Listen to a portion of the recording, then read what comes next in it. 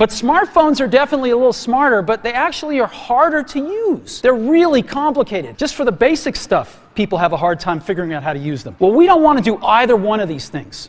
What we want to do is make a leapfrog product that is way smarter than any mobile device has ever been. In today's video, we're looking at an acoustic prosodic analysis of Steve Jobs, one of the most charismatic public figures of the last 100 years, to see if we can decode what makes him charismatic and what could make anyone charismatic, being likable, persuasive, eventually influential. This study found that there were 6 melodic features for how Steve Jobs was so persuasive. We're going to watch the launch of the first iPhone, one of Steve Jobs' most iconic keynotes, and compare it to Tim Cook in his first keynote as Apple's CEO. You can see a clear difference in a specific melodic feature. This feature is the intonation patterns used by Steve Jobs are characterized by high and variable pitch levels, which all that means is he speaks in a higher register of voice, making him sound extremely excited. In that high register of voice, he goes up and down with a wide degree of variation between his high note and his low note. And he does that so frequently, you just can't help but be mesmerized by everything that he's saying. These are not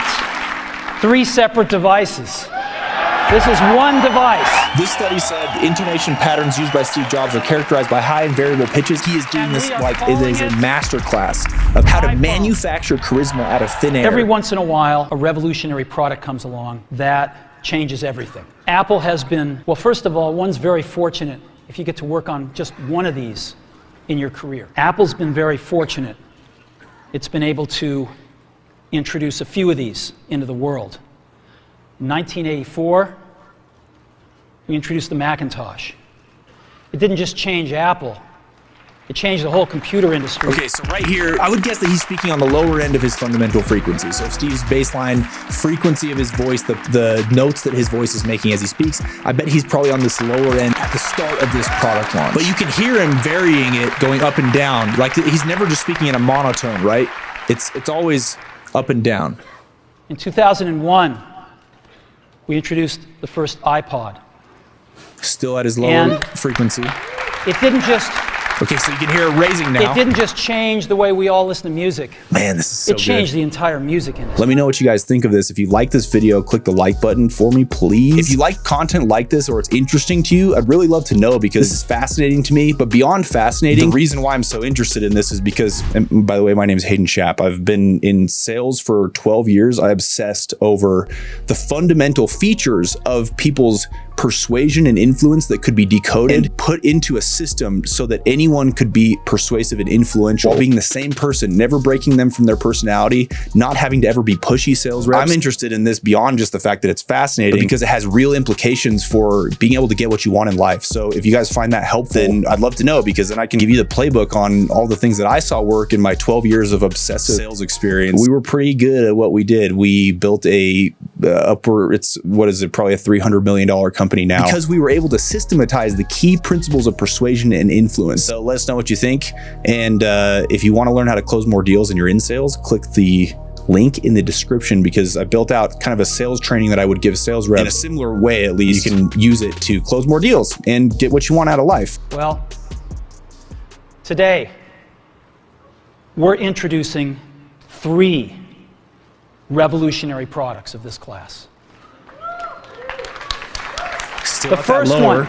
Okay, so now he's raising it. That's super interesting, dude. Is a widescreen iPod with touch controls. It's a widescreen iPod with touch controls. Oh, that's so interesting. The second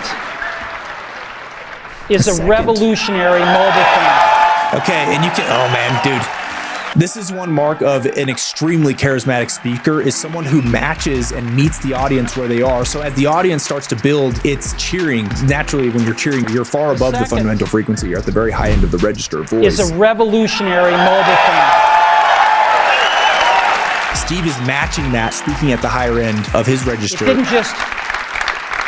It didn't just change the way we all listen to music. Varying above and at his fundamental frequency. It didn't just change Apple. It changed the whole computer industry. And he does it so naturally. It's like, if you didn't know how to match someone socially, it's very hard if you're not instinctually good at it, but you can learn it. Steve is just so good at matching people in their frequencies. It's a revolutionary mobile phone. And the third So now he's a bit higher. And the is a third. breakthrough internet communications device. Now he's back at that lower register. Breakthrough. So, Variability. 3 things: a widescreen iPod with touch controls, a revolutionary mobile phone, and a breakthrough internet communications device. You can really hear him An drop iPod. back down right there. And a breakthrough internet phone. communications device. And an internet communicator. An iPod. Okay, now here go A higher. phone. Are you getting it? Are you getting it? So normally an iPod, a phone. Are you getting it? Now that's higher, 3 right? separate devices. This is one device. Dude, this is freaking a masterclass in charisma. Holy cow. And we are calling it iPhone. Okay. Today, And we are calling it iPhone. Today, Okay, so Apple- clearly he's proving the point of this study here. This study said intonation patterns used by Steve Jobs are characterized by high and variable pitches. He is doing this like it is a master class of how to manufacture charisma out of thin air, purely just on how he fluctuates the pitch of his voice. Tim Cook is far inferior to Steve Jobs from a charisma standpoint. Watch. Good morning. This is my first product launch since being named CEO. I'm sure you didn't know that. The first product launch since being named CEO. And it is a pleasure to host you today. I love Apple. And I consider it the privilege Okay, of a so life. this was Steve Jobs. He would say, it is a pleasure to host you today. Tim Cook is saying, it is a pleasure to host you today. And he draws it out at the end. Typically, that's viewed as patronizing. Dude, this is good. You can already see all 6 of these criteria in this one launch already. The takeaway from this, and you guys should see if you feel this way as you watch this, is if this type of trait can be learned within your voice and it doesn't break your personality, what it could mean is that the difference between getting what you want in life and being a victim to everyone else's persuasion and influence is actually just a small key feature in how you fluctuate your voice in the high to low pitch pattern and keep people's attention so they focus on what you're saying and the ideas that you want to convey to them.